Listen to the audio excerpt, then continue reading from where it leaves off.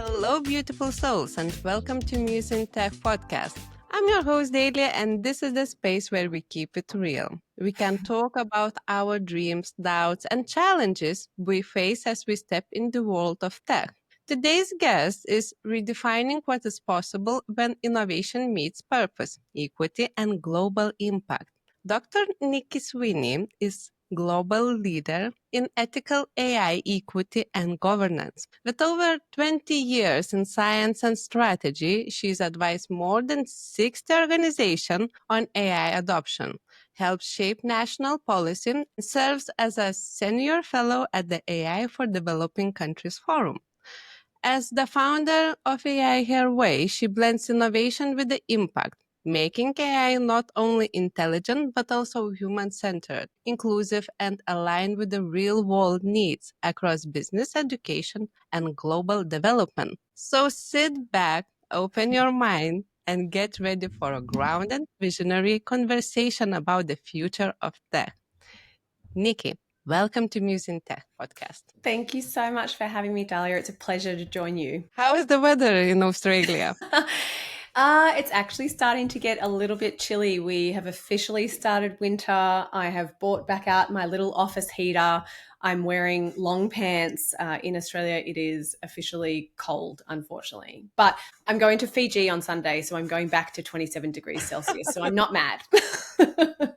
Amazing. Sometimes when you imagine Australia, I have never been there. So it's like somehow I just imagine that it's always sunny, a lot of beautiful animals, a lot of waterfalls in every corner. Yeah, I feel like that's everyone's ideal, that it's warm, it's sunny, everyone's at the beach and everyone's happy, which, suffice to say, there are parts of Australia that are always like that. But I live further south, so we do get winter. I don't get snow, but I do own sweaters. Okay. It's lovely to have you here today on our podcast. Let's talk about the secrets. Yeah. What something people don't usually know about you? Gosh, a few things. And I loved having the chance to think about this because I guess, like a lot of women listening potentially, I live a life online as well because I have my business online. So I feel like there's a fair bit about me out there.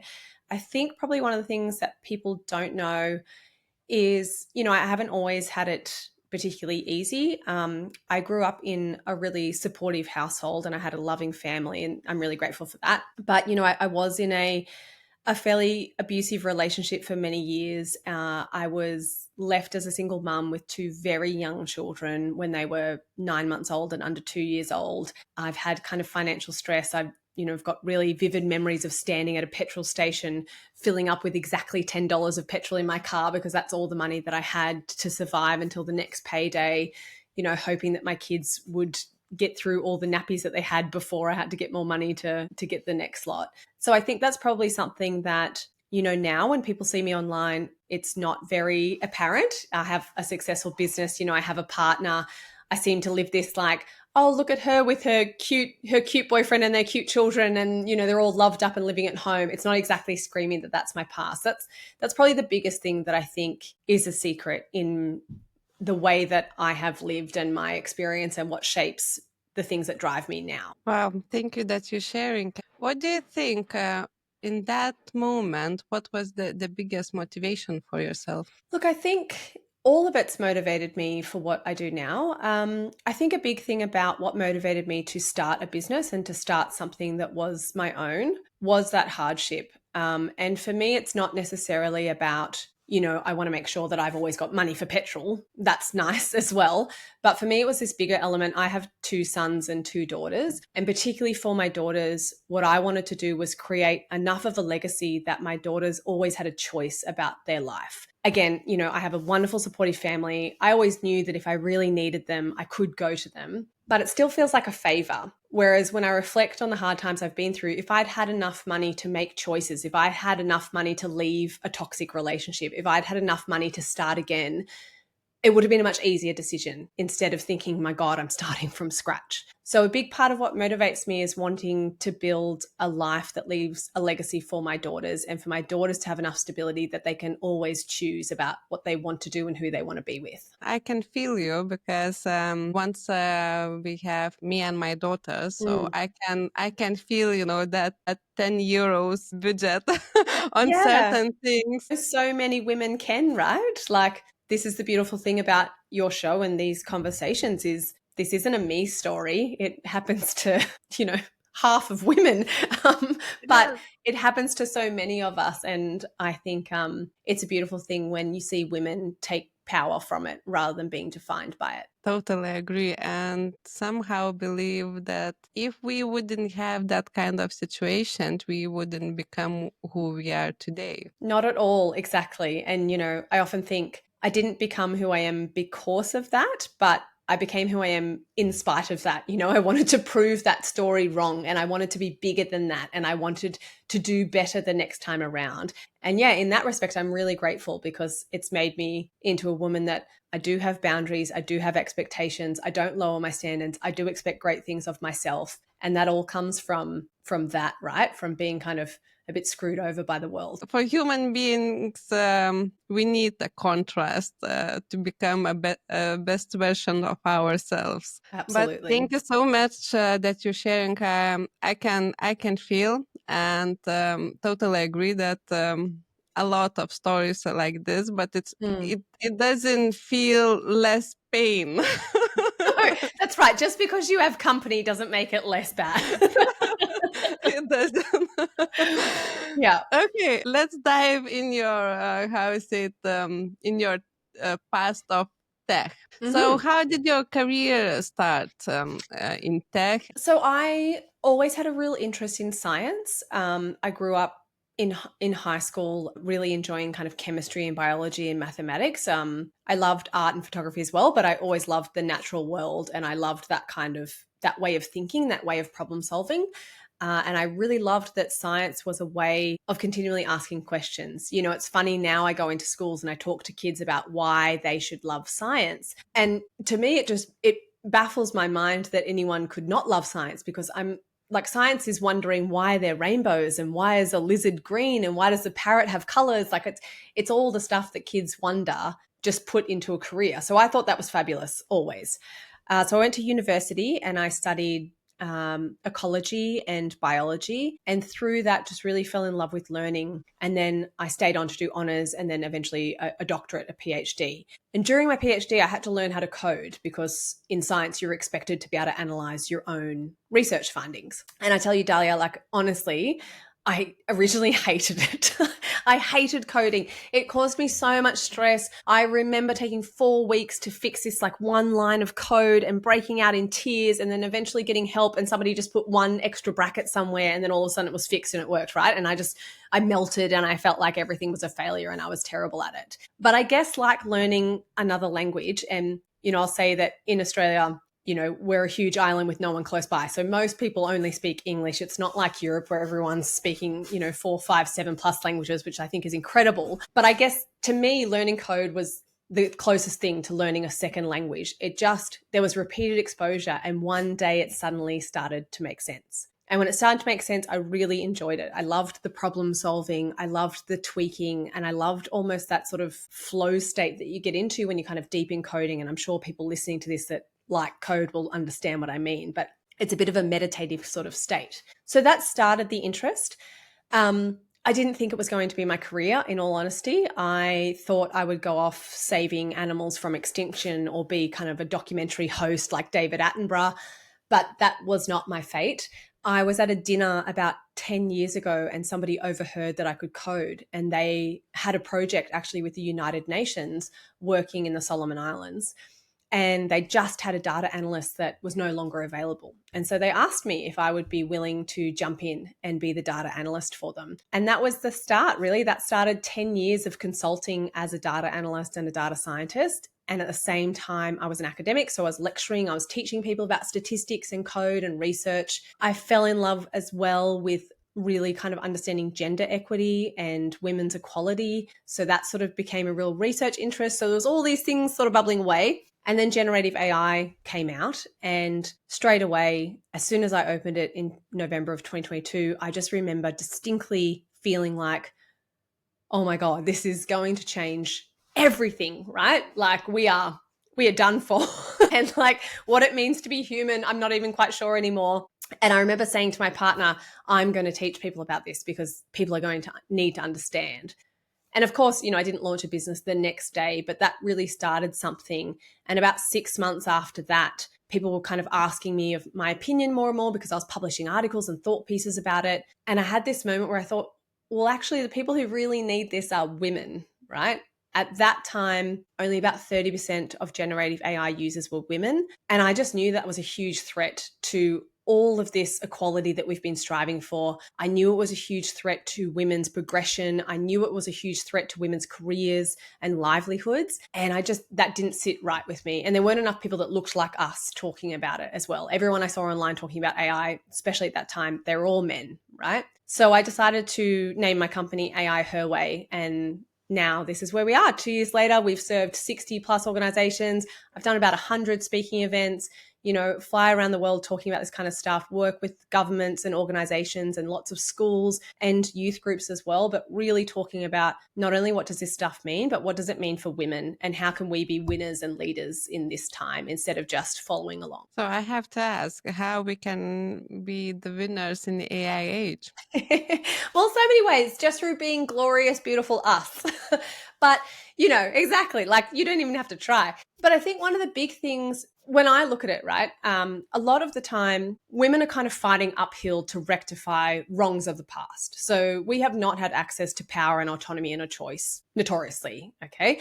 It's only really kind of in this small window of history that we have had equal opportunity. And that's still not the case in every country around the world. But, we have autonomy in picking who we are with, what jobs we go for. We are able to have children and go back to work if we choose, all those sorts of things. And that's a very small window in history. With AI, we are sitting in that moment of history right now. And so what I mean by that is at the moment, men are the ones that are building AI models by and large. When you think about the big tech, so OpenAI, Claude, Gemini, Meta, they're men. The data that these tools are trained on is also inherently biased against women and other minority groups because it's just lots and lots of information from the internet being dragged into these tools, right? And kind of stirred around in a big melting pot.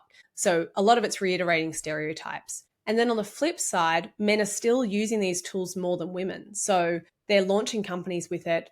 They're solo kind of millionaire founders with it.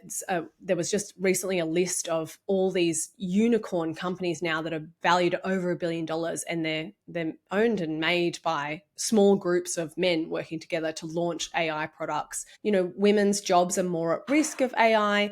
And then, of course, we have this kind of reiteration of stereotypes. So people might have seen you try and get a picture of a doctor, it just reiterates men back to you. So that all stands as a danger to women. What I see as how we can be winners in it is that fate is not decided, right? Like 5 years in the future, we might go, oh, we really missed out on being part of that. And now we are kind of trying to right the wrongs. But right now is our time to kind of grab that opportunity. So just like that opportunity is there for men, it's also there for women. We can take these tools and we can launch the next solo unicorn company, right? We can launch and scale our dreams. We can take our new offer to market really quickly. But also here in Australia, more than 50% of businesses are registered to women. And that's likewise in places like the US and UK as well. More than 50% of businesses are registered to women, and less than 20% will ever make it to 6 figures. And less than 2% will ever make it to 7 figures, right?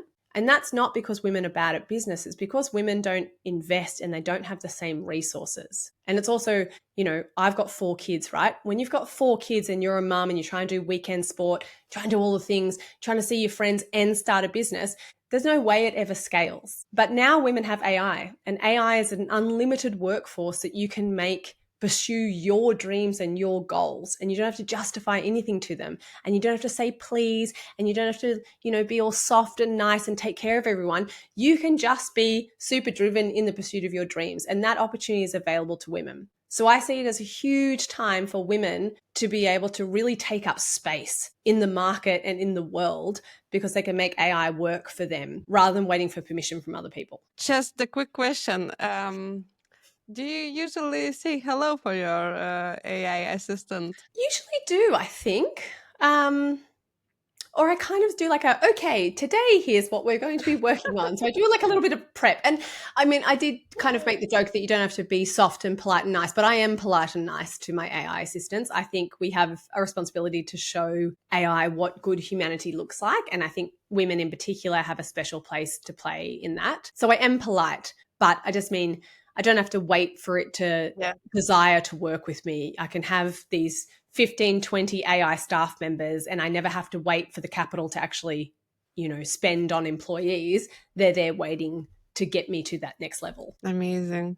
Yes, I think always is the right time. Just need to step the first step forward and just try to learn new things. And it's nothing difficult about that. Just need to dedicate the time and know your purpose behind, probably. Yeah, and I think that's a beautiful sentiment, understanding purpose. And again, I think that that's particularly a kind of feminine energy in business, is having a purpose. I have this line that I sometimes say when I speak, but that women often don't start businesses because they see a gap in the market or they see a profitable niche. Women often start business because they have a purpose, or they have a pain that they want to address, or they have a wrong that they would like to right, or they want to show up to be the woman that they wish that they had when they were younger or a kid, right?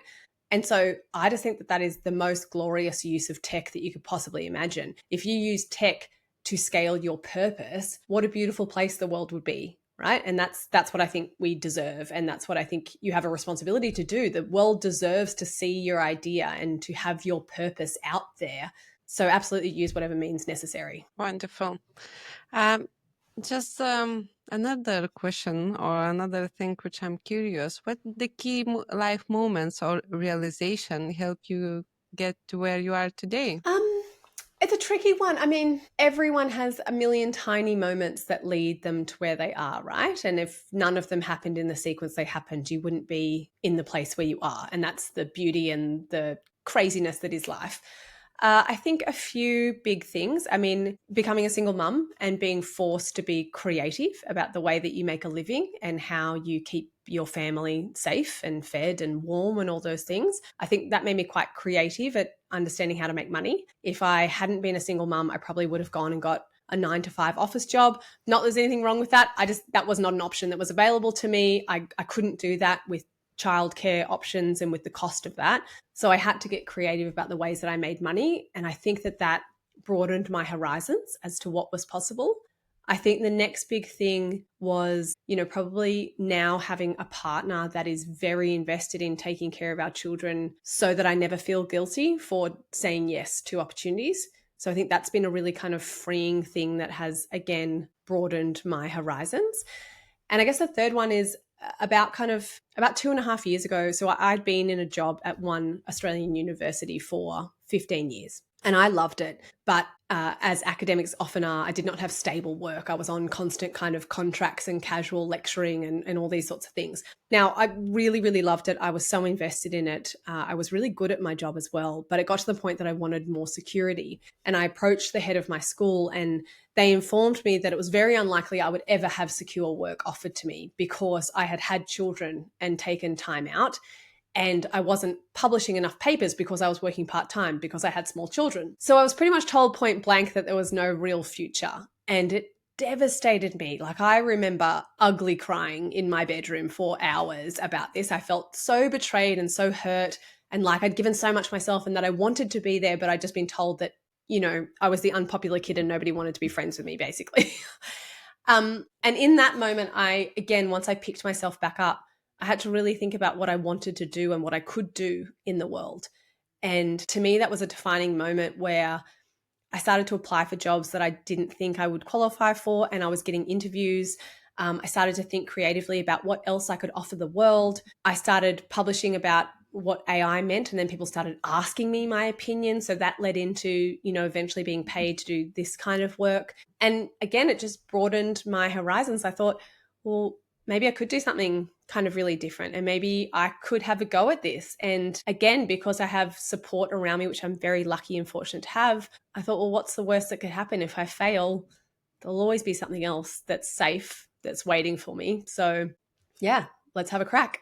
Amazing. And yes, I think that kind of moments or realizations, the painful ones, when you're coming back, when nobody don't see and just sit in the corner, Yeah. And that's the cover thing. It's your like, head with the, I don't know, blanket, yeah, just and taking that's the your thing. Like I know that we were talking before we were recording, and it's this duality of what we present to the outside world. And this is a funny thing I often find about social media, because it's like, well, we all know that social media is a highlight reel. It's somebody's best things. But again, as much as that it's not authentic, it's like, but why would I post photos of me crying in my bedroom because I'm like very sad? I feel like that's also a bit kind of odd to do. But yes, it's that realization that I think every great idea and every great person is born out of struggle and pain and adversity, and it's the willingness to do something else about it, again, rather than being defined by it. I could have easily been a hard done by single mum that was alone and not financially stable and struggling for the rest of my life, but instead I decided that I was gonna make my own mind up about how that story ended. Yeah, how's it? We all have different strengths and different potential. So I believe that the more potential you have, the more lessons you can usually get to learn. Yeah. And everyone has it in them as well. I think that's the other big thing, is that often we look at people that are further ahead than us or where we would like to be, and we think that they must have something special or different about them to be in that place. And the more that I kind of go down this path, and not that I'm at the end or where I want to be, but the more I kind of grow in the success and the growth of the business, and the more that I do things that 6 months ago I would have thought, oh my God, there's no way I'd be doing that. You just realize, like, no, there's nothing really special. It's just the fact that you just keep going and you try. And sometimes that works out and sometimes it fails miserably, and that's all part of it. Yeah, everything is a part of the way where you will get finally. And how's it today? It's not defining you as a person, and it's not the end point. Yeah. Um, how's it? I know that we all have self doubts or imposter syndromes on certain Mm. delicate things when we moving through the stages or through the projects from one to another one. How are you dealing with that? Oh, it's a tough one, isn't it? I've definitely dealt with imposter syndrome. It's a funny thing. Recently, I spoke at a conference, and it was just me and one other person that had been invited to speak. And the person that got up before me, he was a man. He was in his kind of early 50s. He had this background of being on all these boards and advisors, and kind of had all these big names against his work and all the accolades. And I found myself quite nervous because I thought, oh gosh, he's speaking first, and then I've got to get up. Like, what am I going to add? I'm just Nikki, right? Like, he's this guy that's done all these things. And then he started to talk, and about kind of halfway through his presentation, I realized that his presentation was almost exactly the same as mine. Except that what he said the future of AI was going to be was actually what I was talking about that we had already done. So he got to the end of his talk, and I had this moment, Talia, where I had this realization of being like, oh, I feel like I'm so small compared to him, but he's actually just said all the same sorts of things that I advise companies on and that I say, but I've done even the next level. Like, he's talking about this is the future thing, and we've already done it at my company. And it made me realize, like, yeah, how perverse imposter syndrome is, particularly with women, because I just made this assumption that I couldn't possibly kind of compete with him, even though it turned out I absolutely could. So I guess the first thing about dealing with it is proving yourself wrong again and again, and making sure that you write it down or take a note when it gets proven wrong. Our brains can play wonderful tricks on us, and we all feel like that. And, maybe this sounds stereotypical, but my hormones, I have certain kind of, there's a certain time of the month where I feel like I'm terrible at everything. And it pays to like really look at some sort of written history of, no, this time you thought you wouldn't be able to do this, but this is what actually happened. Or this time you thought this person was way better than you, but actually you got these 5 compliments or this fantastic bit of feedback. So collecting evidence that your imposter syndrome is fake is a really good one. And I guess the second one is realizing everything is fake. And I say that kind of not to be a dampener, but, you know, I sometimes think, so for example, I think about designer stores, right? So if you think about like, you know, Chanel and Yves Saint Laurent, those are stores that I'll admit I never thought I was allowed to go into, because I was like, they will just see that I can't afford this, and you know, this is not the place for me. And what I've realized, and I actually challenged myself to go into these stores, and it might sound really silly, but what I've realized is it's all fake. No one knows what you think you're worthy of or not, except for you. And you're the one that projects this to the outside world. So when you walk into somewhere and you pretend that you own the place, when you pretend like you're somebody that charges $30,000 just to show up, when you pretend like you are the expert in the room, at some point it becomes true, just because everyone else doesn't know any better except for what you're kind of telling them. And this is not to kind of trick people, but it's just to be confident in, yeah, if you say that you are fantastic at what you do and you are worth money, you will deliver on that belief because you're saying it to the outside world. If you say, oh, you know, I show up for free and I give everything away and I'm not that special, that's how other people will perceive you as well. So write it all down and realize it's all made up. Yes, I love these days social media, you know? Yeah, exactly. And like, you know, how many people on social media are renting clothing or cars or are renting a nice Airbnb to look like they're a certain kind of person, but it works. We all fall for it. We all think, oh, I wish I had their life. You know, just carry that with you in your everyday life. There's a great saying that says, just hold yourself like a mediocre middle-aged white man and you will be just fine. Amazing. Sometimes in certain stages, it's hard to talk with yourself in a nice way. Yeah. And especially like, I think the other thing is, you know, having imposter syndrome or holding yourself with confidence doesn't mean that bad things don't happen. Like, I have projects that don't go well and I have disappointed people, or you've, you know, sent the wrong email, or you've said the wrong thing, or you haven't, you know, done your very best work. That doesn't stop even if you're the best person on the planet, right? Like if we think about the most successful people or the most powerful people, they certainly aren't without flaws and they certainly haven't executed everything perfectly. So I think it's also that reminder that when things don't go well, that doesn't define you. That's part of growing, and you know, it's an opportunity to kind of level up and to reflect and to become the person that can do that thing well or can deal with that situation. It certainly doesn't mean that we avoid flaws just because we kind of are finally confident. That's not really the way it works, unfortunately. Unfortunately. And Yeah, I wish it was.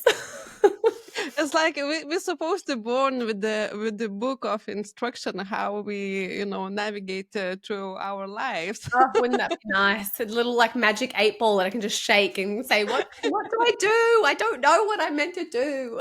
It is. We have to figure out ourselves, and this is the beauty of the life. How you going through the difficult times, because you just mentioned that it's happening for Mm, all of us, and it sometimes, you know, the calls, or sometimes you can't deliver to the project as the task you promised, and this is the normal things become yeah. normal thing. Yeah. It's not a normal thing that you're not delivering. It's normal thing to sort it out the problems, because Yeah. it's always it appears one way or another way. So how are you going through the difficult times? Yeah, I think look, I will be the first to say that I struggle with not being perfect, as I think a lot of people and a lot of women particularly do. I really want to do the best I can at all times. And I also kind of joke that, you know, I'm a millennial, and I joke that millennials love praise. Like I love being told I've done a good job, and I love being told like, yes, we loved that thing or that service, or, you know, fantastic, you blew my mind. So I live for that praise as well. I'll admit it. And I find it really, really hard when I have not lived up to that expectation or somebody expresses disappointment in me. It might sound a little bit cliche, but I actually use artificial intelligence, so Claude or ChatGPT, a lot to help me with that kind of stuff. When someone expresses, there's a problem or there's a disappointment, I will often ask AI to try and evaluate all the correspondence in an unbiased way to break down what's really going on. Because you've got to remember, just like you have an emotional response to a problem, that person with the problem also has emotions behind that, right? Like they're feeling disappointed or frustrated or impatient or whatever the driving force is there as well. So they're often talking to you in a way that's layered with emotions. So getting AI to look at those emails or the meeting transcription or whatever it is, and kind of break down and explain to you what's really happening and look at it from an unbiased point of view. And I often help that really allows me to kind of reframe and to take that feeling of, oh, I feel terrible about this, into a place of, okay, what can I actually do to help rectify and step forward? And then also the really hard thing, I think, is sometimes you have to realize that there is no fixing it. Sometimes you will have just really tricky clients or projects or things happen. And no matter how many times you offer to rectify something or fix something or, redo it or change track, sometimes there isn't actually a great solution out of it. And at that point, it's just about finding a way to move on respectfully for everyone involved. But it's really tricky. I heard a great thing as I was kind of getting into business. I heard a great quote that said something along the lines, I'm paraphrasing, but it said something along the lines of, you will only ever rise to the level of success equal to the problems that you can handle. And I try and remind myself of that when I have hard things happen, it's actually a sign that I'm going to the next level. Because if everything was always easy and I was doing everything perfectly, it probably means I'm not actually stretching myself enough and I'm not challenging myself enough and I'm not trying the next thing. I'm not pushing myself to grow. Right. So I try and frame it like that. But I mean, I say all this like I've really got it down pat. I cry all the time when bad stuff happens as well. So like we're not above that.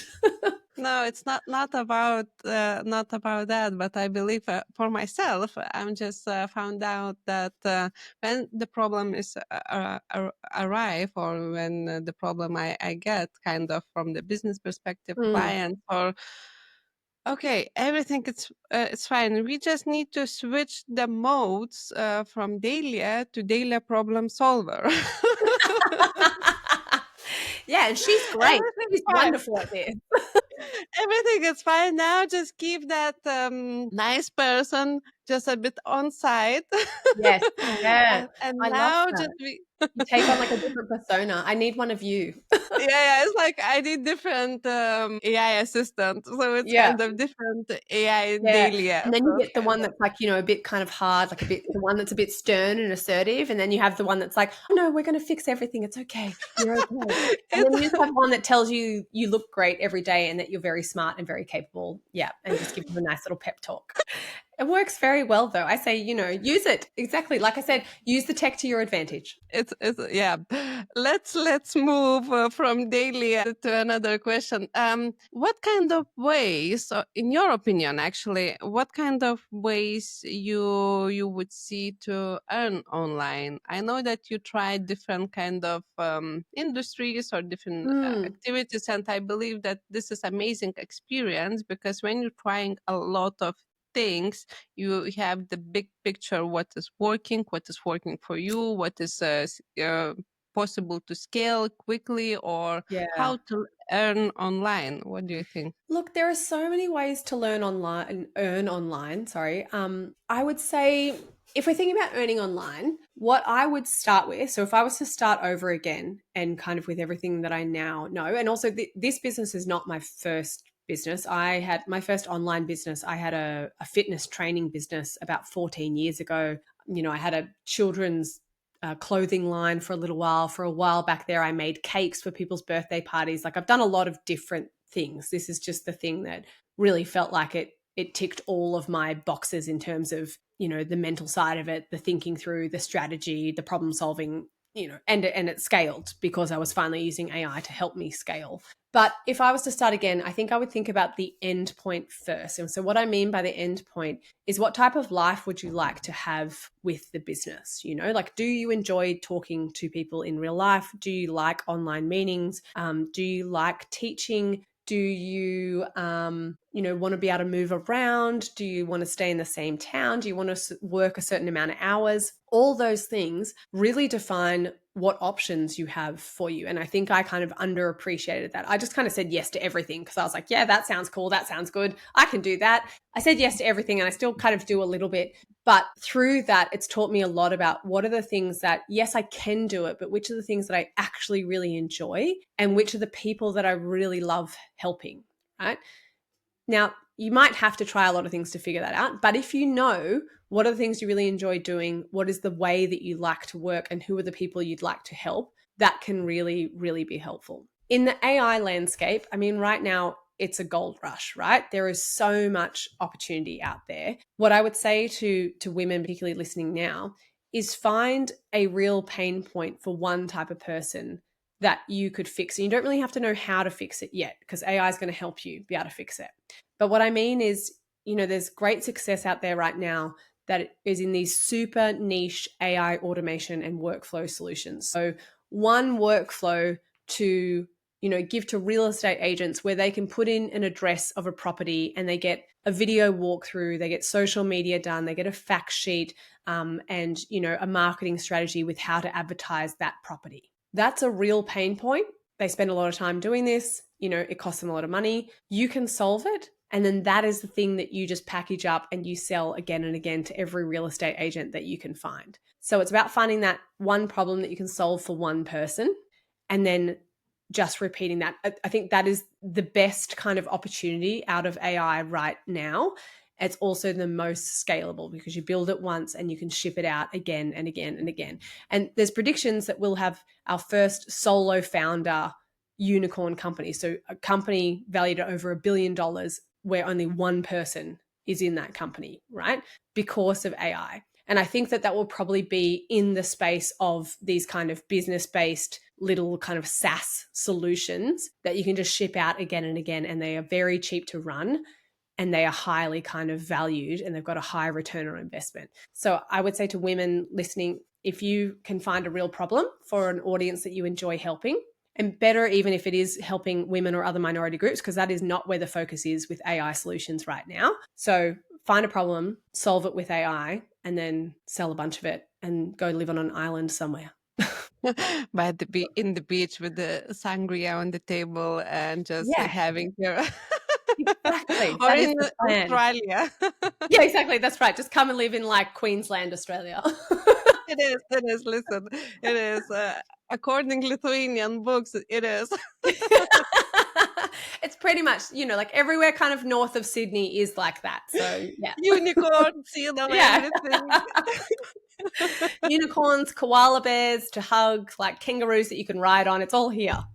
Okay. Oh my God. I love our conversation. It's it's fun, it's deep, it's an emotional one, and I believe that it will brings a lot of value for our audience. Thank you. It's very enjoyable. Thanks for listening, beautiful souls. Don't forget to like, follow, and share, and visit us at museintech.com.